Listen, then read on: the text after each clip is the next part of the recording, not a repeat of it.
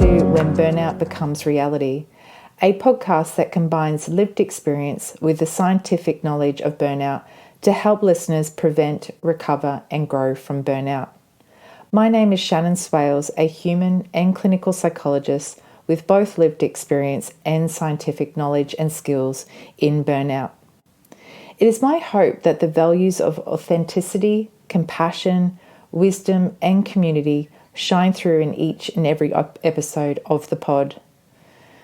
Episodes that share my own and others' lived experiences of burnout, and interviews expert guests to help listeners build awareness and hope to prevent, recover, and grow from burnout.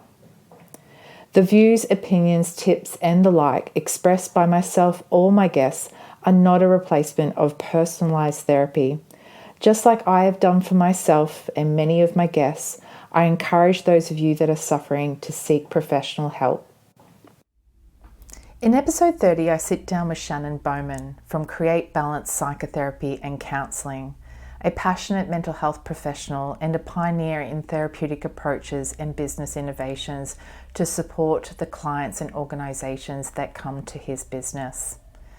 I interview Shannon on a very important topic, working with the organisation to support worker wellbeing. Our conversation takes us over a number of subtopics to unpack this area, things like the common pitfalls that workplaces, organisations, teams, leaders fall into that contribute to poor employee wellbeing or burnout. Shannon shares case examples of organisations that he has worked with or his team has worked with that help demonstrate what works and what doesn't.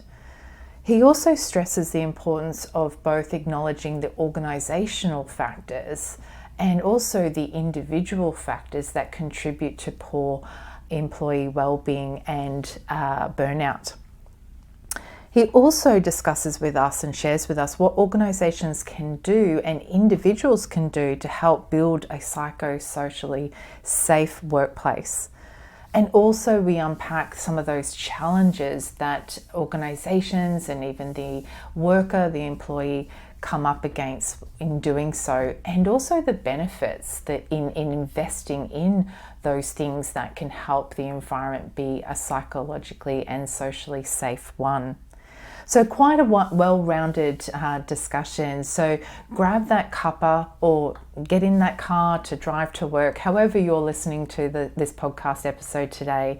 And please be sure to let me know your thoughts afterwards. You can get in contact with me or hit like, or better yet, follow to stay updated with episode releases. But thank you so much for listening, and take care of you. Hi, Shannon, and welcome to When Burnout Becomes Reality. It's wonderful to finally have you here to talk about this really important topic of workplace wellbeing. Well, thanks for having me, Shannon. I will definitely remember your name. It's great to talk to you as well. And yeah, thanks for inviting me along. I'm looking forward to it. Yeah, me too. And yeah, it's going to be a little bit surreal with using our names, Shannon and Shannon. Well, first of all, I always like to ask my guests to introduce themselves a little bit about, who you are, but what brings you to be talking about this topic as well, a bit of your professional background. So I'm a director of a mental health service down in Geelong, Victoria. We're a team of 11. So we've got a range of psychs, social workers, and relationship counsellors. We've been in business for about 6 years, and we predominantly help the Geelong community with things like post-traumatic stress disorder, other trauma-related things like one-off events or complex trauma. And we also work with different organisations through providing them mental health and wellbeing services. I grew up in Geelong. I've got 2 young girls, Lucy and Georgia, 2 and 4. So they pretty much take up all my time when I'm not doing work.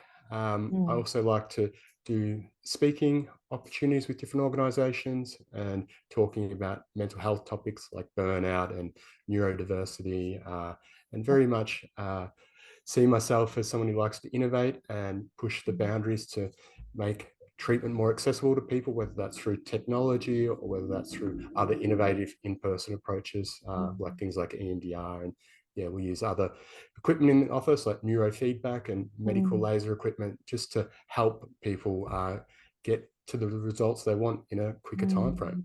Wow.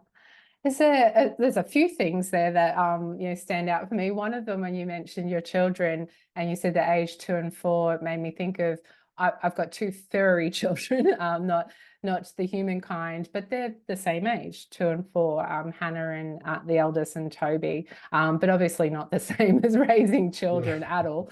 I took the easier route. I know that with dogs, but also just the wealth of just the variation in what you do, with the trauma side of things, but also the innovation side of things of bringing different modalities in to help the clients as well, to be able to, as you said, achieve their outcomes. There really seems to be a passion there for you in being able to help your community and help them with trauma, and also helping which is more to our topic as well today, of around workplaces and helping organizations as well with supporting the health and well-being of their staff. So yeah, I remember when I discovered you, like, don't know if we like a lot of the guests I've met first off through social media, and in this case LinkedIn, and just seeing the posts and seeing the advocacy and the sharing of what you do really, and I can't remember who reached out to who first. I think it was me to you, I don't know, but seeing what you're doing on the burnout side of things and with the workplace organizational culture really sparked my interest, considering the overlap in what we do. Yeah, and I was really interested in the work that you were doing. I would see the posts that you were doing and the groups that you were running, and your own sort of lived experience and what brought you to the topic as well. So yeah, I was intrigued by your work and keen to chat. So when you reached out to me, I was definitely happy to jump on and have a chat. And this is really the beautiful thing. I remember in my burnout experience, I turned to social media. I don't know if it was really a conscious choice. Oh, yes, it was. At the time, it was more connecting with other people who were going through lived experiences.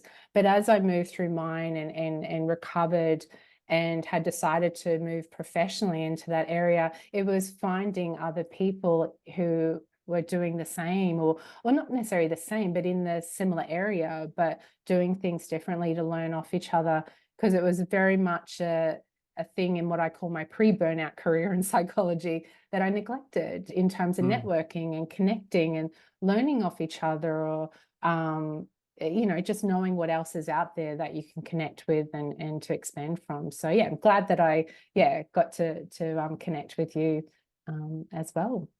So hey, let's get into this. What I was really wanting to explore to start with, to help the audience, is understanding a bit more around, with burnout, what kind of organizational, or even it might be leadership or team factors that you've noticed through your work that can contribute to that poor well-being of the employee, the individual, not just burnout. I know it's other things like trauma as well. Just what some of those, causal or contributing factors are.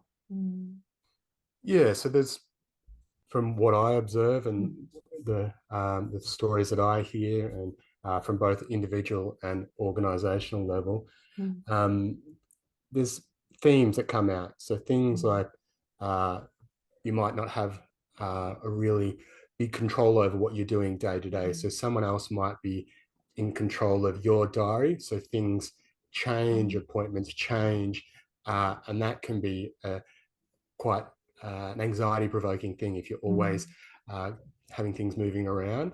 So an imbalance in things like job demands. So going from not much work to really peaks of work. So like really driving home for like a couple of weeks, but then like coming off a cliff and like having no work. So all this sort of changes in job demands. And then while all this is going on, things like management or leadership are not actually in touch with what's going on. say on the ground floor. Like there's a disconnect between the levels. Things like COVID, for example, like everyone in COVID, that whole period that we went from, like yourself, seeing clients in person, but then it went from that to having to change to online. Then some people went back to in person, then online. So this frequent having to be vigilant and watchful of what's actually going to be happening, it makes our nervous system sort of become primed to be looking for these signs of danger. And if we're just doing that all the time, our body starts to get used to it. So I work with a lot of police officers, paramedics, firefighters, and they'd be some of the people that I would sort of think are the most burnt out. But burnout doesn't just stick to those types of organizations. Allied health professionals, psychologists, anyone who's dealing with very emotional sort of subjects and have to hold a lot of that. It's a really hard thing to sort of switch off. And definitely COVID was one of that ones where people noticed that they were now online all the time. So they weren't doing those normal day-to-day things where they'd be having a chat at the water fountain or driving home from work or catching up for a coffee after work. All those things were like recharging a little bit, but all those disappeared. So you're just constantly vigilant for a number of years. Your whole nervous system just changes and your brain structure changes, and parts of your brain are actually starting to shrink. The gray matter is starting to change in your brain. So there's so many factors going on there, which is one of the challenges of burnout. There's not just one cause to the whole problem. That's it, isn't it? It's I always talk about it being individual, environmental, and that's encompassing, the work environment, but home environment as well, but also culturally, from a wider lens. That's something I haven't covered much in the podcast yet, but just how I suppose our culture in terms of the expectations or how we live.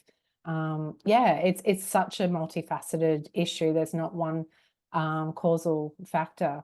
But what you were sharing there, that the work demands, but the changing work demands, and bringing in, how COVID shaped that too, and what you were sharing there too with the work type or the workload, in the sense of exposure to vulnerable others and that kind of work, and not having those practices at work and life, in terms of that breaks up that as well. Like you said, that when we went into online due to COVID, a lot of those things unknowingly got taken away, but unknowingly they were actually helping us, our nervous system and our brain having a bit of a break, that rest, going for that coffee with a colleague, or driving home from work, listening to your favorite podcast or whatever that might be.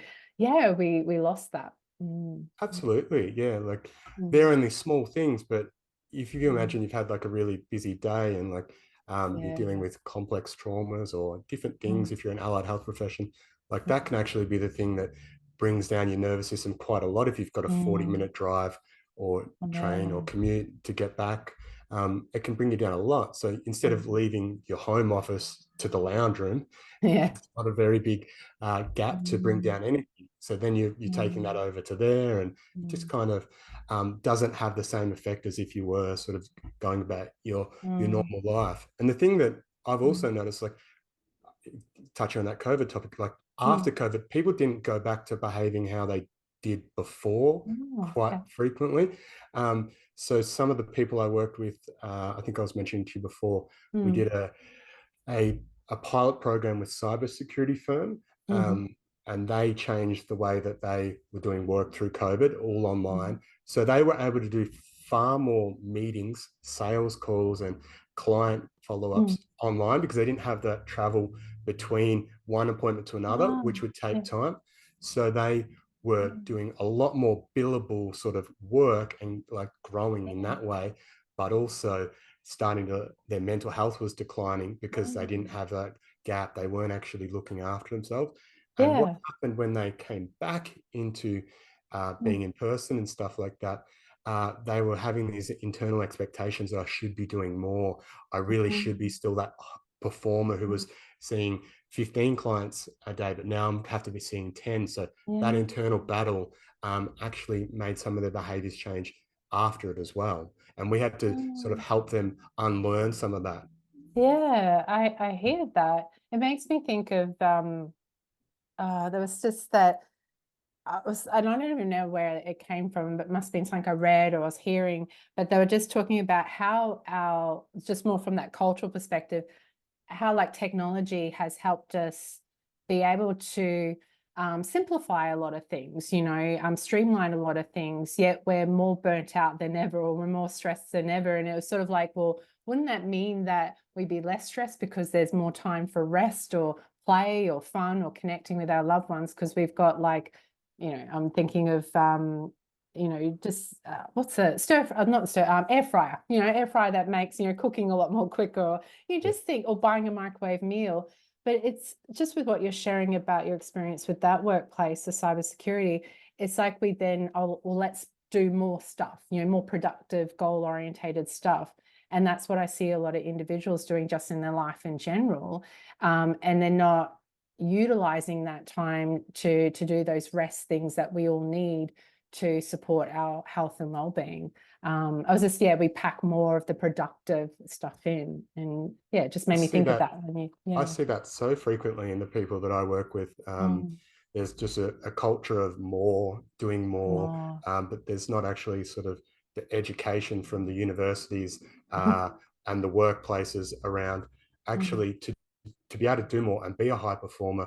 Your rest is equally as important as your output. So there's this disconnect between, well, how do we educate our team, but not educate them to the level where they're slacking off. So they're just confused with like what actually helping people be high performing and thriving is, I find. Because cultures of workplaces of like, let's get more done, let's grow revenue, let's see more clients, is only as good as the people who are actually there. And if they're dropping off after 2 years because they're becoming burnt out and they can't sustain that, well, there's obviously a leadership problem and a culture problem of not being educated around how to rest, how to turn off, what to do when you get home, what to do when an email comes through on the weekend, what to do when a colleague calls you up and asks, can we have a chat about some workplace thing at 7:00 at night? Like all these types of things, like no one's shown what to actually do.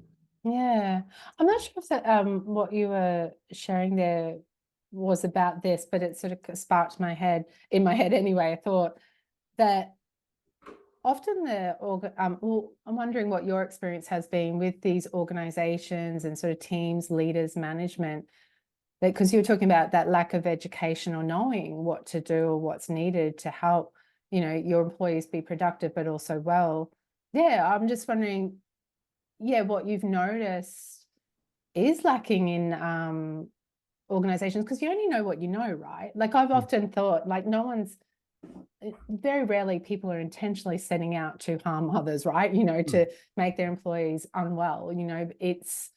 It's more what I'm hearing more and more. It's a lack of knowing, a lack of knowledge, or how do we create a workplace that is psychosocially safe? How do I take care, of the employees in respect to where they have responsibility? Obviously, the individual has a lot of that responsibility. But is it that they are lacking that knowledge, that know-how? They're just like, I don't know what to do. Well, I'll use an example of one of my teams. So our practice manager, hardest worker ever, would do anything for anyone on our team, sometimes to her own detriment. Like she'll just work so hard. And one of the things I see as my role as the director of the organization is to educate around, well, it's not actually your role to be helping team members outside of hours. It's not your role to come in early and try to get more work done before you're meant to start work. It's not your role to try to fix other people's mistakes so they don't sort of have their own consequences. Because all those types of things will lead to being more vigilant, Yeah. working more and more, and not sort of having those clear boundaries around, well, what is enough? Because one of the things with people who experience burnout, they never really know when enough is enough. Like they'll just work more because they think they need to, but they don't have that sort of off switch sometimes. No, like what I hear and I have seen in the studies as well, one of the important things that you demonstrate there is, as the team leader and director, is that being very clear on what the roles are of that person and what they're not, and intervening and communicating that where you see that blurring happening on that person to help redirect them of what is there within their responsibility and their role and what isn't. Because that's something I have seen in the literature where organizations haven't been very clear on what the role is for the person. I haven't seen anything about like sort of that follow-up and reiterating that, but that makes sense, you know. But where there's role unclear role, you know, descriptions, and where they might be not necessarily taking advantage of meaning to, but like maybe reinforcing some of those unhealthy habits, because here's a hard worker doing a lot of, you know, things. I have heard that unintentionally rewarding the behavior, you know, because they, you know, at the time getting more out of that person. And like they're getting more out of that person, but that person's also getting a reward themselves. So they're getting a little ding, ding, ding in their brain. They're like, okay, I feel good. I've been seen as someone who works hard, and now that's part of my identity. I'm gonna carry that along until it becomes too much to carry, and then it's becoming like a problem, and then it's becoming like an organizational problem, and it just kind of trickles out through everyone. Yeah, that's so true. I'm like nodding my head going, that was me. Like, and I remember one of my earlier podcast guests, Davina, who's a good friend of mine, psychologist, and she said early on in her career, you know, getting rewarded for, you know, going above and beyond, not just for her clients, but also for the workplace, and being rewarded for that. But yeah, she took ownership as well, like realizing that the reward was also a hit for her because she felt good about herself. It was a feedback loop to say, hey, well done me, that self-worth growing. And same for me. My worth was caught up in what I did, you know, what I do. And yeah, none of that was okay for a recipe for well-being in the future or long term. So yeah, as you mentioned earlier, you know, unlearning, helping people unlearn these habits. So, I mean, you mentioned there, or actually before we got on to our recorded chat, talking about some of the things that you actually do to help intervene on that workplace level to help organizations in supporting their employees. And I was wondering if you could, share a little bit of the insights of what could help, you know, help with addressing or preventing, I suppose, poor well-being, burnout in the workplace. Yeah, so I think it comes from like both from what the organization will do and then what the individual bring into it. So speaking from the organization perspective, having clear policies and guidelines and documentation in like onboarding process around topics like mental health, what they're allowed to access in forms of like their leave, their entitlements, educating them on what to look for in their own work environment for psychological hazards, helping them understand what the boundaries are with workplace and what's expected of them outside of the workplace, teaching them about the signs of what burnout might look like, the extreme fatigue, the sort of overwhelming pressure that builds up in you, feeling like you're racing but not getting much done, and you're kind of just starting from educating the person from the onboarding start point all the way through to when they exit and leave the organization. So it never really stops, I would think.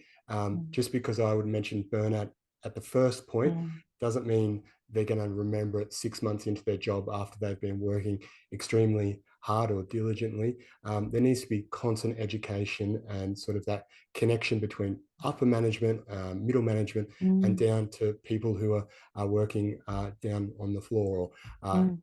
So there needs to be more communication around these types of things, because if you've got a high performing team and everyone's doing great, that's good for business. But the moment one person starts to feel burnt out, it's quickly going to start to spread through the organization if it's not addressed correctly. So yeah, having people in leadership who are emotionally intelligent, have the foresight to envision what their work will actually do to someone's psychological well-being is vital as well. You can't have someone in a leadership position who doesn't know anything about emotions or how to communicate, and is just directive. There need to actually be people who are available in that capacity.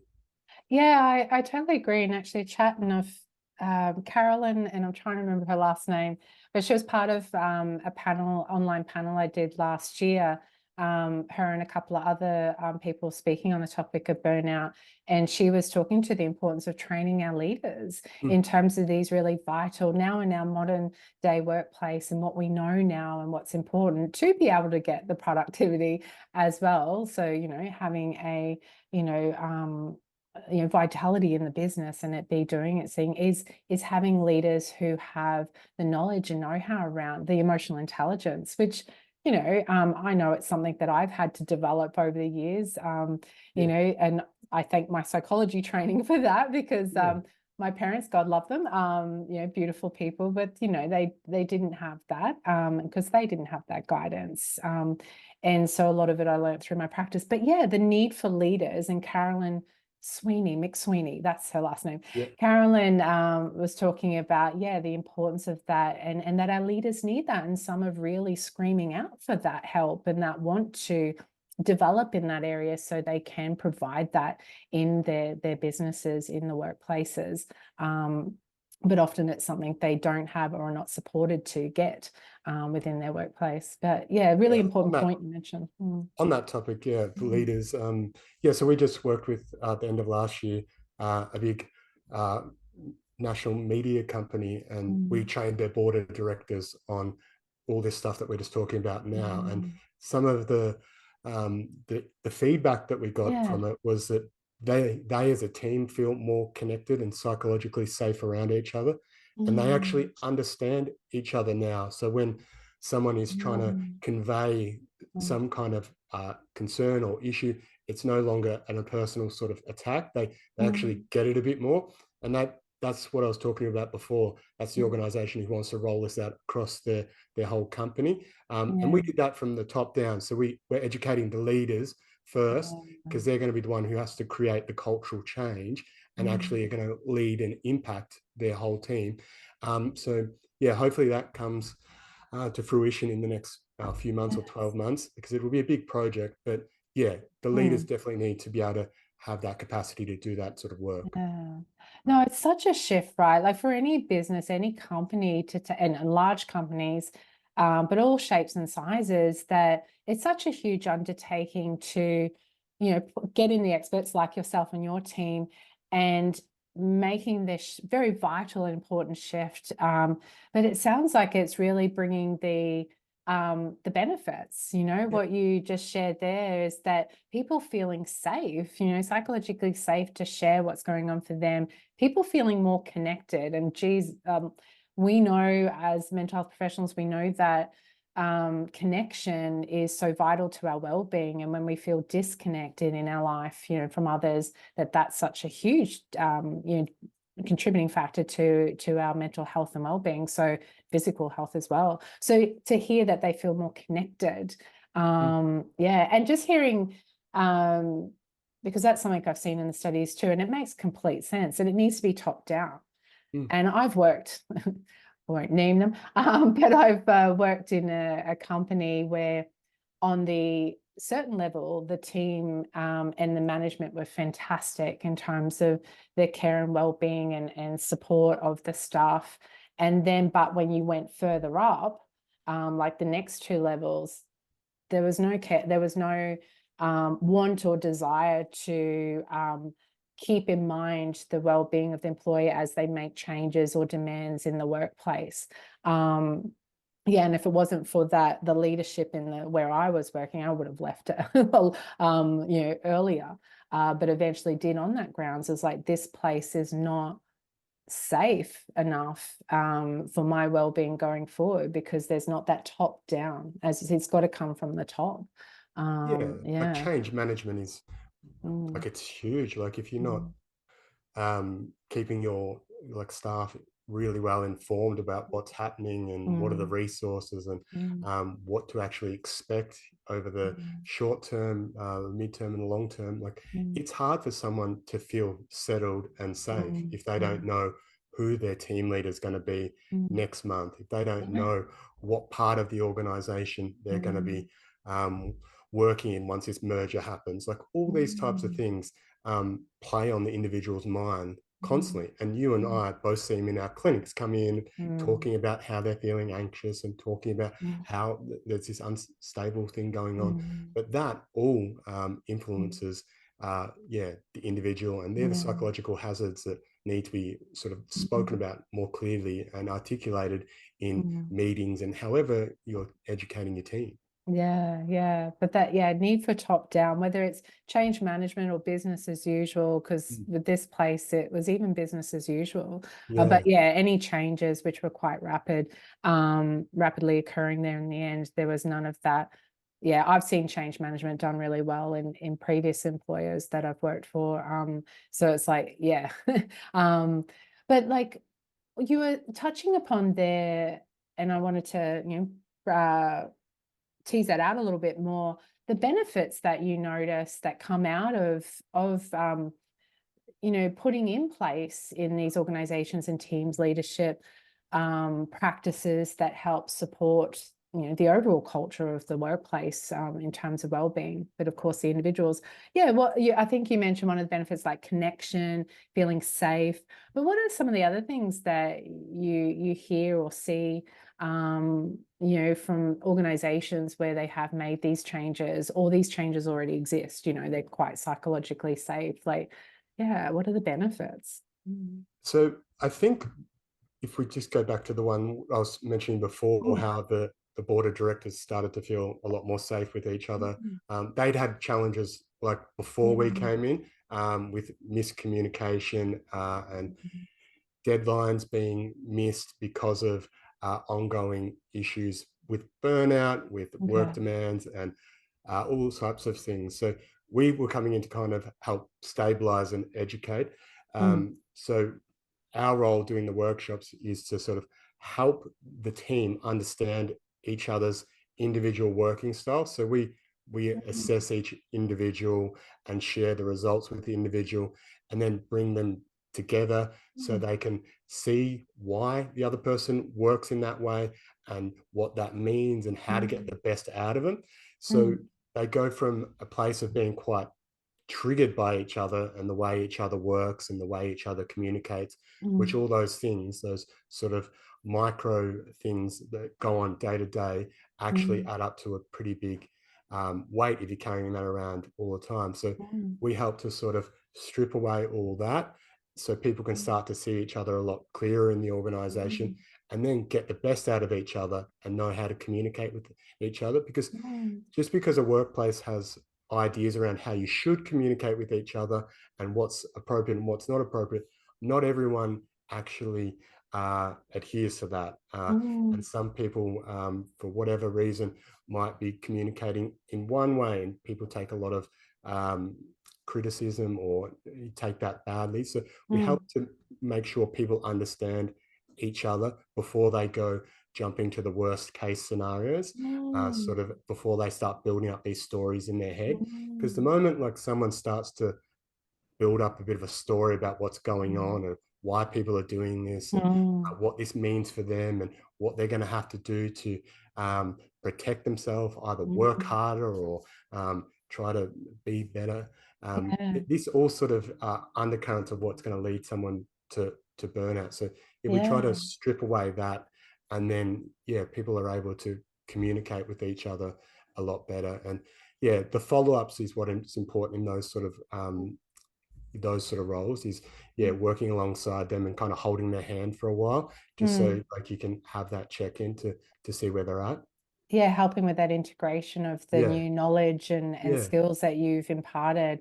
Wow. Like, it makes me think of what I do on an individual level with clients when they're having interpersonal difficulties. And it's, often we are making that story up in our mind and getting to know what that narrative is, but that stripping that back more to, I mean, I don't have the other person, but understanding each other, like understanding first that other person and what's actually truthful, and factual, and knowing that, what you're making up in your mind is not, it's not grounded in reality. It's about seeking that out from the other person, finding out what makes them tick, or what they mean, or what's going on there. And then the skills to be able to communicate to help with that. But I really loved that. Made me actually think, as you shared that case example of the challenges with that workplace, with the miscommunication and burnout occurring. I was just wondering what other challenges that organizations have come with you with in their workplace that work is contributing to burnout or well-being of clients. Just what some of those other challenges organizations and leadership are facing, teams are facing. I think they're facing retention of staff, especially in the health profession. There's so many health-related jobs, whether it's psychologists, social workers, OTs, nurses, doctors. Like, Australia is struggling in that regard. So the moment someone starts to feel like burnt out, or they start to feel a bit of a disconnect from their work, they no longer are tied to that sort of workplace anymore. They're quite free to move on. So from an organizational level, I see that people are wanting to understand how they can keep people employed, and what are some of the reasons they're not staying around. Is it just because they found something better, or is it because there's something going on that could be done about it, making the workplace more safe, making it more user-friendly? What are the small things that are causing resistance in their day-to-day life? Is it the commute? Is it the bright lights in the office? Is it the noisy things outside making it hard to concentrate? What are these things that can cause issues for people? Yeah, that's so cool. It's just so heartwarming to actually hear from your experience of these organizations. There are organizations out there wanting to understand, what the hell's happening, and how can we improve? How can we do better?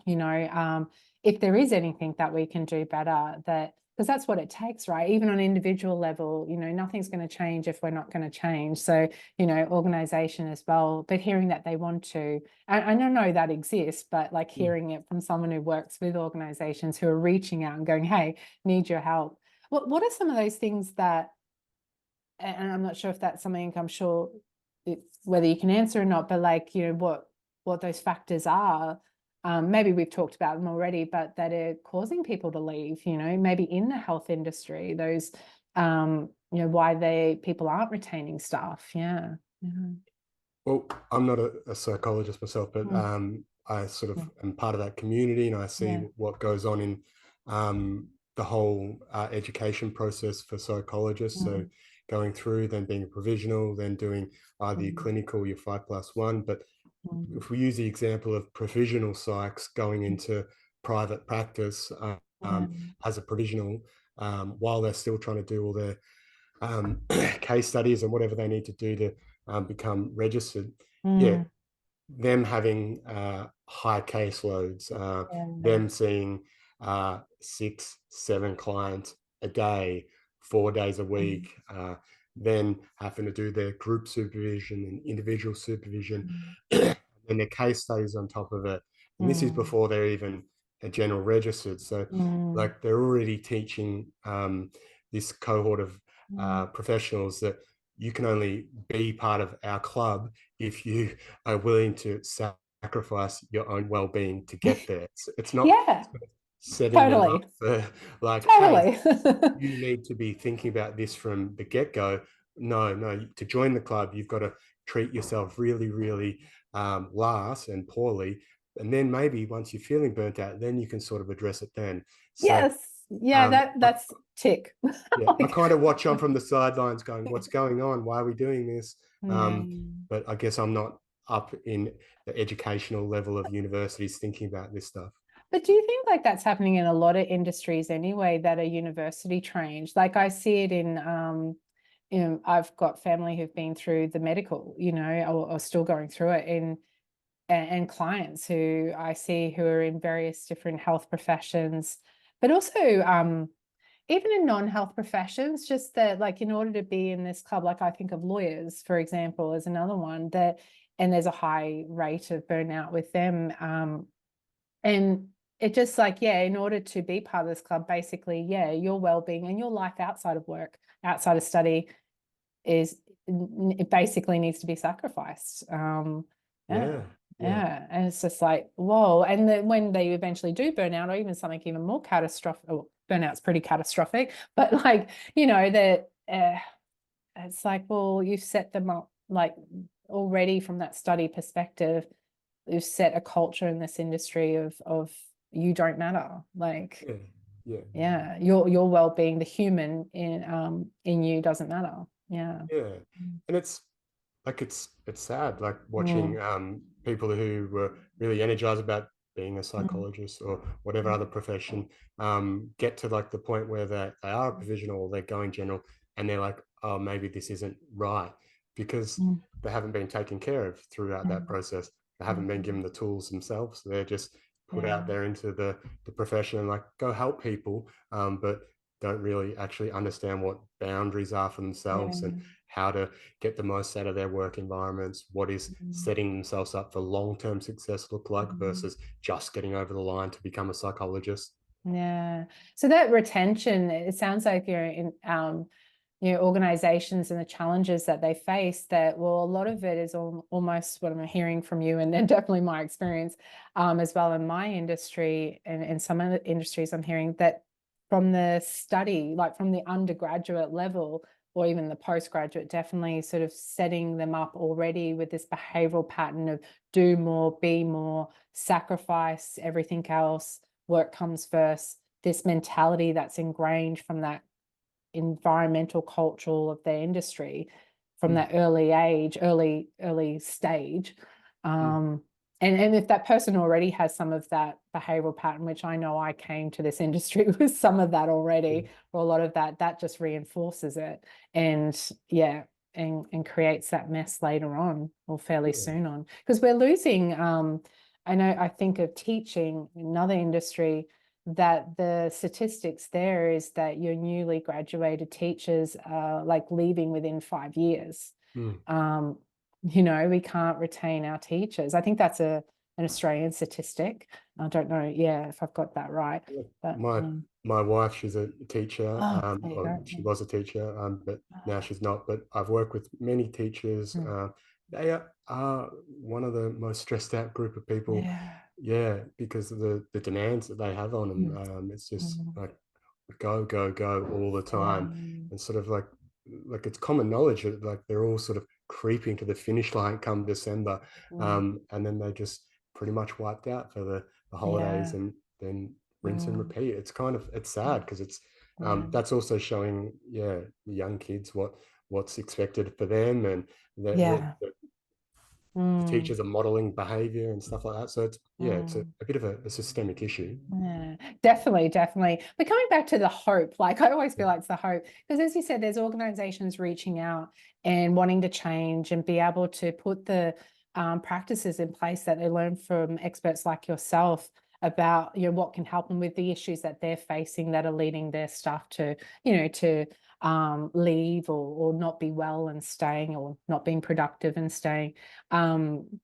Is that there's things that can be done, things like you've already mentioned with that one case of communication, helping with them. And that's part of emotional intelligence, isn't it? Being able to set aside our own narratives and be able to seek understanding of the other, and then communicate in a way that can reach a resolution or an understanding or something, in a safe way. We don't have to agree with each other, but we can still respect. But what other things does when you come in, I was just wondering, what are the hopeful things, that can be put in place that really help businesses and organizations and teams to create that psychosocial safety? That's a term we all are knowing a lot more. Well, I don't think it's fair, for me to sort of expect that organizations that aren't health-based to be experts on how to get the most out of their emotional health of all their team and how to make them psychological safe in every way. But I think it's up to them, if they don't have that information, to bring in the right people and allocate the budget and the resources to that, because part of the legislation that has come out, organizations are responsible for that part of their staff's life, whether they know it or whether they're just starting to know it, or whether they might know it in a couple of years. It's going to be a bigger thing in years to come. So organizations, I think, need to be starting to create a whole new way of seeing their staff. They're not just people who come in, clock in, clock out. They're actually emotional people, and they have rich emotional lives, and treating them with that sort of dignity and care. And I think that comes from setting up places within the workplace where it is safe to have those conversations with someone, instead of letting a team member go home with a whole heap of stories and information that they think's going on. Where do they actually go to debrief, untangle that before they leave the workplace? Is that a structure, thing that's set up at work? Do they have a safe environment to open up? Helping them understand their own psychology through sort of the onboarding process, and what anxiety looks like, or what burnout looks like, or what depression looks like. What are the statistics around that? So people are becoming more aware. Well, when I notice that my psychology and my thinking is changing, what do I do then? I don't wait for it to get worse. I proactively go to that person, because it's been clearly outlined in my onboarding, and it's been shown to me in the newsletters. And we had that workshop that also role played what to do when we feel psychologically unsafe. So they've got all these little things that have happened along the way that have shown them, okay, it's actually safe to go do that when I'm not feeling the best. So I think there's a lot of touch points that need to be sort of thought about. And that can't be done by one person in an organization. It kind of needs buy-in from the whole organization. The organizations are doing, there's many organizations that are doing great things for their teams, and they're the high performing teams, and they're the ones that retain their staff. They're the ones that are really all getting along well together. Like the benefits, as you're mentioning there, of investing in this, because it is such a huge process, and such an important point that you point out there. It can't come back to one individual and or one person in a particular role, because often they're not health experts. They're not a psychologist trained or social work trained or whatever. And it's not, and it shouldn't be, that's not the expectation, but that this cultural sort of approach, and it's more of a knowing and having a system in place of where to go to, so that employee feels they know what to do, in that situation, and going to the person or persons, which could be external or internal, that they can start that process. And I've also heard the important point of monitoring from the start, in terms of not necessarily monitoring, but I mean, helping the client or helping the employee with the information to be able to then be aware, because they have the knowledge of what to look out for. And I mean, that's something we talk about in our industry, and around the time I was trained, which was in sort of 2008 to 2013, that there wasn't any information around the mental health risks that we could have, like in terms of looking out for burnout or vicarious trauma, or it's also known as secondary traumatic stress or compassion fatigue. I mean, we learned about depression, anxiety in order to be able to help others, but these other things we knew nothing about. And so we weren't then able to be aware of. And when we were learning about these other conditions, we weren't taught to be aware of them in ourselves. You know, what if this shows up for you? Because just because you're a psychologist doesn't mean that you're immune to these conditions. And just because you might have the know-how and the skills as well to look after yourselves, again, it doesn't mean that you're immune to these conditions, as I found out. So it's, yeah, like this need to, from the start, provide that education, awareness of your health matters. And these are the things to look out for, considering you're working in this industry, you know, because we have a lot of data around what are the risk factors in a lot of industries. And then, yeah, from the start, to help that client or help that person monitor, be aware, not, you know, hypervigilant, but be aware. And then processes in place. This is where to go to, and this is who to talk to start with, who might then be able to help you with the next step, you know, so they've got those safety. It's just, I've just heard about that importance of the education and monitoring in the workplace, and that guidance, but not, it's not your responsibility to do the, you know, psychotherapy work, but, you know, but helping them to where they need to go. Yeah, because like I think the point we're sort of touching on is like being proactive is so much better than being reactive. Like if you've come to me and you've said, I'm already burnt out, I'm can't get up, I can't get to work. The thought of answering that phone call just sends chills down my spine. I can't contact that client. Like, you're already pretty far progressed. And there's not as much as I can do then to influence or make any sort of dramatic sort of suggestion that's going to solve the problem. But if we had a spoke a year ago and you started to tell me, well, I'm just starting to feel a bit more cynical about work. I guess I feel a bit checked out from what these clients are telling me. Maybe I'm actually looking forward to when I get a cancellation. I'm not worried about it anymore.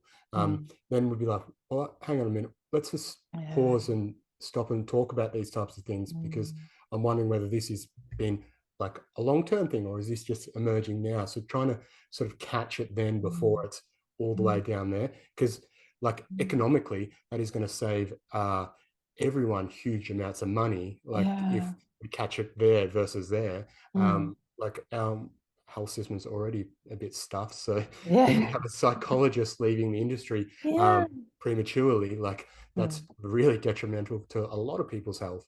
No, definitely. So true. And such, I know with the psychologists or even the health professionals I work with who are considering that they're wanting to step back, or they have, but just temporarily at the moment, they're very aware of the needs out there. And half the reason they stay and push through is because they know that. And so they, again, that sacrificing behavior, they push through, and because they want to be there to support their clients. They know there's so much need, but end up making it worse and burning out. But if this, that ongoing and sort of exploring, being able to catch it early, proactive, as you said, which is what we want to aim to do, so people don't get to that stage.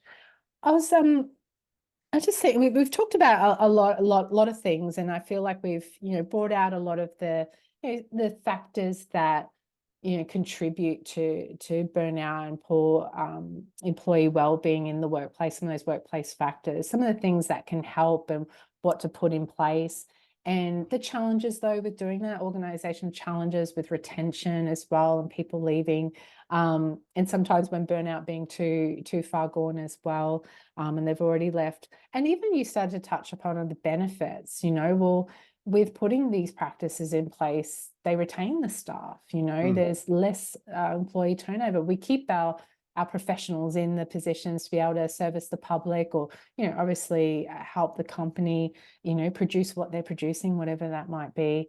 And, you know, work, we know, is so important to our well-being. You know, it can give us a sense of purpose and satisfaction in our life. So that's good for everybody. But also you mentioned too, it saves the company money. It ends up, it might be an outlay to start with, financially putting these things in place and the time it takes to do these things. But I went to a webinar actually where an economist, is that where, I can't say it, but anyway, that's their thing. And there's a lot of studies looking at the savings, the benefits. So that's been proven by putting these psychosocial safety things into practice in workplaces. It will pan out in terms of productivity, financial stability for companies. Yeah. I read some statistics on that. I'm not sure what the actual dollar value was. I think it was like every dollar you spend, it's around $2 to $5 you get back on well-being initiatives. So like as someone who's in private practice business, I sort of have to look at my own numbers and data. Like that is a very good return on an investment. And what an investment it is into someone's health and longevity as well. So it's like a very purposeful investment. It's not just let's go grab more revenue. It's actually, well, let's look at what's going to be best for everyone. Yeah, no, definitely. Sort of like reframing it a bit in your mind, but having that dollar amount helps as well, because companies need to look at that. Workplaces need to see what, if I invest in this, what is the investment output on a monetary? Because it's not cheap running a company. You're running a private practice. Not that I've ever run a private practice, but it's just my single only one, and it's not cheap. So knowing that your investment in your staff and their well-being will also help in the long run with the output too. And also the reframing, like the importance of those human beings that work in your team and their well-being, that is priceless, as well. So having that.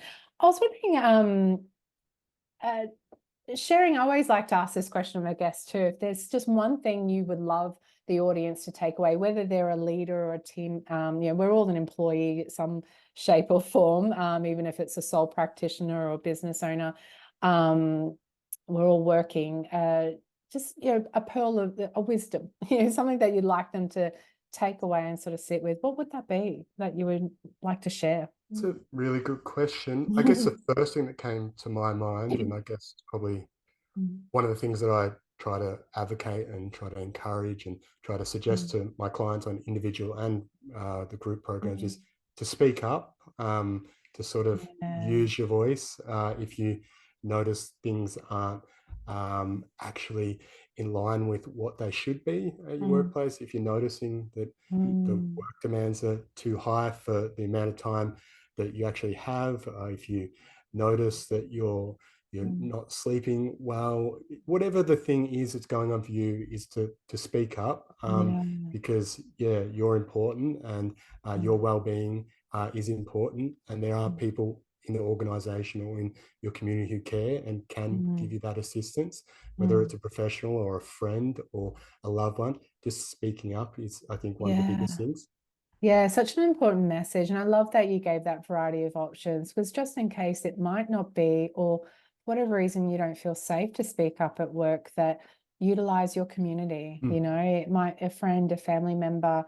Sometimes it might be at the workplace, it might be a co-worker, that you feel safe enough. But reaching out to someone, speak up, don't keep it in. I did that. I kept it in. Speak up is definitely the most important thing to do. Sometimes we just need someone to reflect it back to us. Hang on a minute, you're actually working that amount of time, or you're doing that every day? It doesn't sound right. Like to sort of make us sort of look at our own situation a bit differently. Yeah, I think it's, I always share this with clients too, that once you speak it out loud to someone who then, you hear it back or hear it back through their lens, and it just, it opens your eyes up. And that's what can be so powerful about speaking up, and whether it be a professional, personal, it's through hearing yourself back, but in a different way. That what they see that you may be seeing but dismissing, or because I remember my supervisor, actually no, it ended up being my psychologist that I saw for my burnout, and she and she being a psychologist as well, so knew my industry. And once she got to know what I was doing, she just went, what? She just like, wow, like she was just, even the complexity of the clients that I was seeing and what I was facing every day. And I just didn't see that. I just thought, well, that's what everyone does, don't we? And that might be, but she was just focused on me, and she's like, whoa, that's a lot. And I was like, is it? So one of the better. things that people will do like is often suppress all those like challenging emotions that they have throughout their work life as a way to cope, but it's not actually making those emotions go away. It's just pushing him down, pushing him down, pushing him down. And it sounds like that psychologist got you sort of to look at that, like what have you been like pushing away to try cope with your life and your workplace. It was really, because I mean, I won't go into the depths of mine, but it was a real eye-opener, because even though I was aware I wasn't okay, I didn't really connect with the depths of it, and she helped me do that and see that through, as you said, like by speaking up. And she was probably the first person I divulged everything to, like how deep it all went. My supervisor a bit, and she helped me to that step.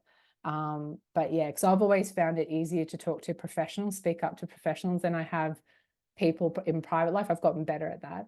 And that might be, me sharing my experience now. For others out there, it might be you feel more safer going to a complete stranger, going to your doctor or your psych, or, finding a counselor, social worker, and speaking up there. Whatever helps you feel like, well, whatever you feel safe enough to do now, and mine's expanded since then, as I've made steps.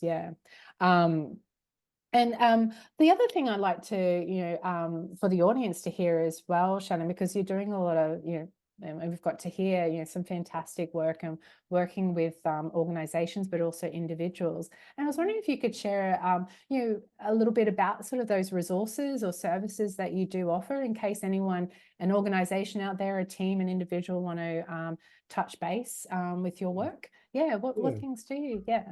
So having a look on my website would be the place to have a look, and you can have a look at our different offerings and stuff like that. But two of the ones that we're doing more of this year is we've got a workshop and a series of workshops called Tapping into the Strengths of Your Neurodiverse Workforce. So that's uncovering all the hidden strengths that are right in front of you, because the neurodiverse workforce is quite large, but it's just not really spoken about that much. So we're helping organisations really get the most out of their whole organisation and utilising all the strengths.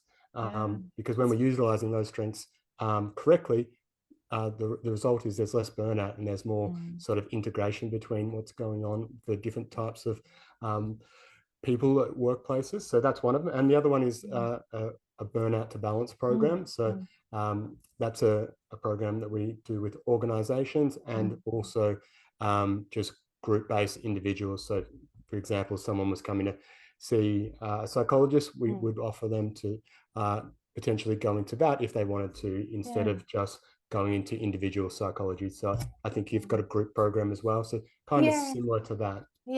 Mine's more of a like a support base, like more of an opportunity to share what's going on in the challenges, whilst also providing knowledge and skills, but first and foremost more support type. With your Burnout to Balance, is there a particular, I mean, I know they can go on your website, and I'll leave that in the session notes for them to peruse, but is there particular things you cover in your Burnout to Balance? So we did it do it over 6 weeks, and it's education on things like the nervous system and how to regulate your emotions, and what is a high performer actually in a workplace, sort of unpacking some of those unsaid things that we've talked about, and when is enough, trying to get them to become more self-aware of their own sort of internal dialogue about how they should be going to work and what is the expectations they put on themselves. So really empowering them to make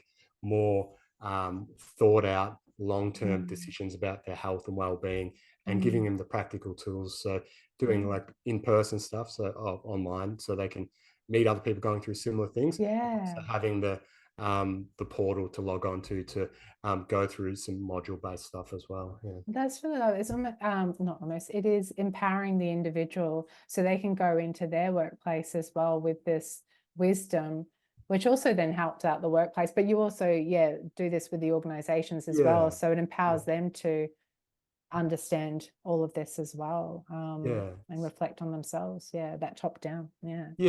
So trying to depending on whether it's for the individual or organization, we kind of have similar sort of things for both of them, but we just deploy them a little bit differently. So we try to educate them in a similar way.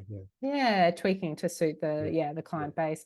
I love also the work you mentioned, the program there with the strength-based around neurodiversity in workplaces. And I feel like, geez, I need you to come on another episode.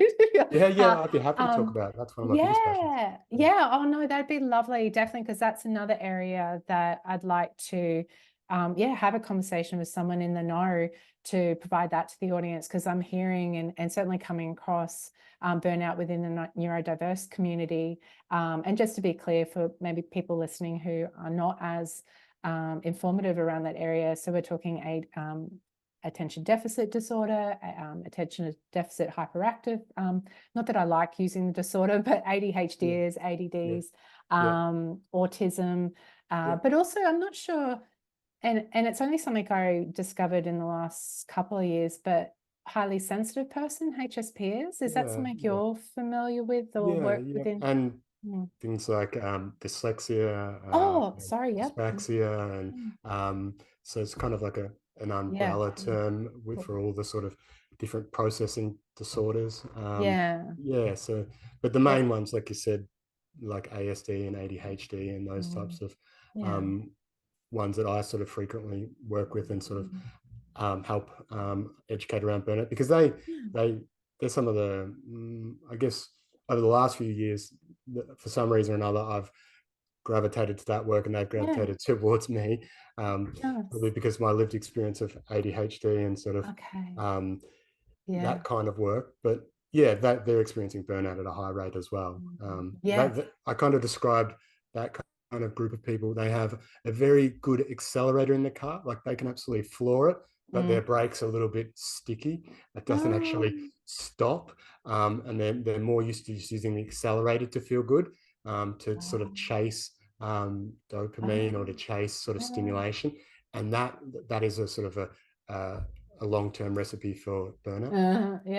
I love that analogy. That really, I'm gonna sit with that. But that such a needed, important area of education and understanding for our organizations as well, because there's a large percentage, and my understanding is that we are still working in a way, or our environment is set up in life and work for neurotypical. And so that's not going to be conducive to the well-being of neurodiverse in those work environments. So, but again, what we don't know, we don't know, so educating to understand that. And it's an area actually that I'm starting, just because I'm seeing a lot of clients who are coming, who are questioning that, and then end up going down the route of exploring that and getting assessment with professional who's able to, and that's been part of their burnout or big part of it. So it's definitely an area that I'm really keen on exploring. I haven't had any formal diagnosis, but recognize that HSP is definitely part of my neurodiversity. I'm not sure if there's anything else, but it's just that awareness now of how do I support that by creating an environment that doesn't impede on that too much, But anyway, it's so important. If you are sensitive to certain things, whether it's auditory or visual or styles of communication, whatever the sensitivity is, like you have to use a hell of a lot more resources to manage that. So you're already sort of working on overdrive just day to day. So you're starting to become burnt out if you're not aware that's going on. So the thing that I frequently see is people undiagnosed who are just chronically exhausted, because of their processing issues and the way that their brain sort of works. And they're constantly thinking they're not good enough, got to do more, but it's just undiagnosed and not treated. So giving them that sort of information is like invaluable. Yeah, exactly. That's what I've seen with the women, and it's been mainly women in my experience so far, that it's been a huge process and lots of ups and down feelings about it, but this overall sense of, oh, okay, this makes sense. This is why I've, feel this way all the time. And it's not, the thing that they always share with me is that the shame lifts, like, that feeling that I'm not enough, I'm not doing enough. But when they realize, okay, this is about my neurodiversity, this is about how I'm wired, and nothing to do with my inability or characteristic flaws or anything like that. It's just, it's that. And it helps lift that shame around it, or it starts to help with that. So it's definitely an area we could talk. Another episode. We'll definitely have you back. I do have someone coming on in the future who's talking to autism burnout, but it would be great to have quite a number of episodes exploring this, so I'll put you on my list for that to come of back. Course, no worries. But we've got a little snippet there at the end for the audience. Thank you so much. I'll leave your details for the listeners in the session notes. I'll leave Shannon's details, his website, anything that he's left me to connect with his work, and please do go check him out. But I just want to thank you from the bottom of my heart, Shannon, to carve out this time in your schedule to come on and share your wisdom and your experience with the audience. So thank you. It's been an absolute pleasure. Thanks for having me, Shannon. You're welcome. Thank you for listening to When Burnout Becomes Reality podcast. This pod relies on the power of its listeners to push it out to the four corners of the earth in hope that it reaches as many people in need as possible. So please like, share, follow, comment, or leave a review. Pay it forward, and I will be forever grateful. If you'd like to share your burnout to recovery experience, or you are an expert working in the burnout field and would like to share your wisdom on the pod, please email me at shannonswales@burnoutspsychologysupport.com. To keep up to date with episode releases, please follow us on your favourite podcast provider or by joining our mailing list at www.burnoutspsychologysupport.com. To check out the burnout psychology services on offer at Burnout Psychology Support, my telehealth practice, visit www.burnoutspsychologysupport.com/psychology services. Once again, thank you for listening, and please take care of yourself. Bye for